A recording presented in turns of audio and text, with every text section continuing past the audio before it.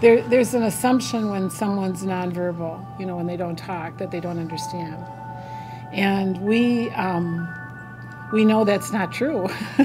You know, we know Brittany and we know that's not true. I think sometimes people have misconceptions about the people that we serve. And I think through our performance groups, we're able to show the community, don't underestimate them. That is where people really get their confidence in their value, in their self-esteem. When you're performing and you are up in front of an audience and you are singing your heart out and you are doggone good at it. Music breaks down so many walls and allows us to see parts of clients that other people don't get to see. You really can't help but get to know a few of our clients and realize that music is important to so many of them. More recently, we started to think about music as an avocation. Maybe you need a job that actually pays the bills, but maybe you also want to perform.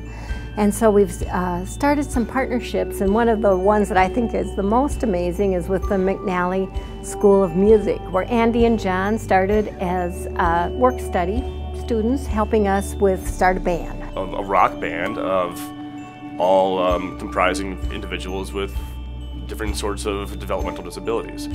Brittany has been a member of Rock of Ages since we began this whole project, really. It's just been a real ride, right from the very beginning, not just for Brittany, but for the rest of the band members as well, how they've all come together. She was very reserved, I want to say almost unsure of sort of the world around her and of being outside of her comfort zone. Brittany being a part of that and understanding that she is in the spotlight and understanding she's a performer. You know, we've really been able to see that change happen and that growth over the years, and it's been really amazing to see that. You know, she's grown as a person and as a musician too, of course. It's just opened her world up so much.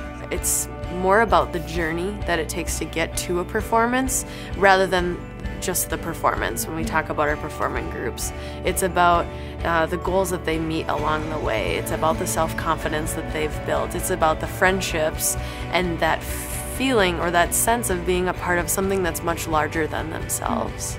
And that's really a whole new definition of community for these individuals. And the Rock of Ages really, in our musical syndrome, gives our clients that sense of purpose, performing live where they've probably never had that opportunity before.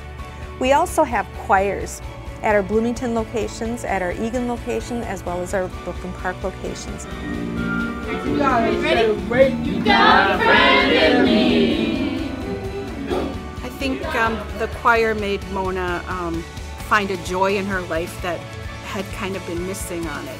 So it was fun to watch her go through the transition of starting with the choir. My surprise when she called me and said she was going to do a solo, I'm like, in my mind, I'm saying, oh yeah, right. But she was just so adamant about that she was going to do a solo. And then after, when I went out to greet her after doing it and seeing her in tears, I'm like, what went wrong for her? But then I realized she was just overcome with emotion for having accomplished the solo, and that everything she'd worked for was now kind of had come to fruition for her. And just when she said that to me, that I have now found what my disability means to me, it means I'm meant to be a singer and an artist.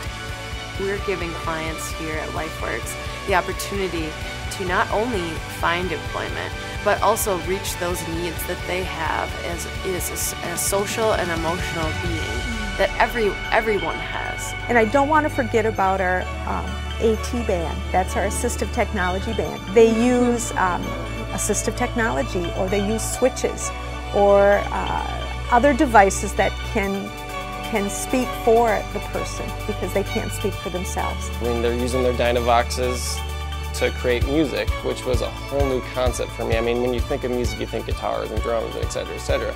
But I never ever thought it could be the capacity that it is, and it's a wonderful, unique, creative way for them to express themselves when they can't sing or they can't play an instrument.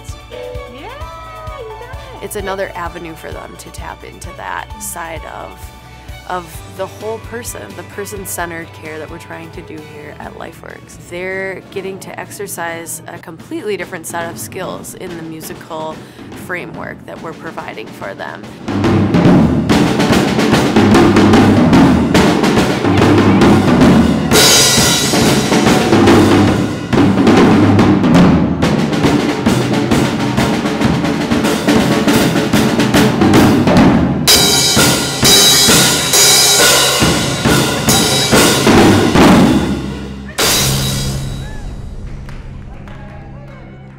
They're getting to be a part of something larger than maybe themselves, and that kind of human connection is really what we're after.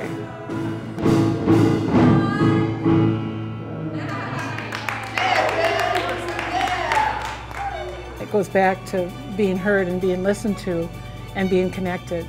That's all part of it. Now I'm gonna cry. It's the openness to connectivity. And that doesn't always happen. It doesn't always happen in the real world, you know, and it doesn't always happen in other kinds of businesses and other kinds of things, but geez, when it happens for our kid, you know, and for us personally, within an organization, that's pretty awesome. Doing what you love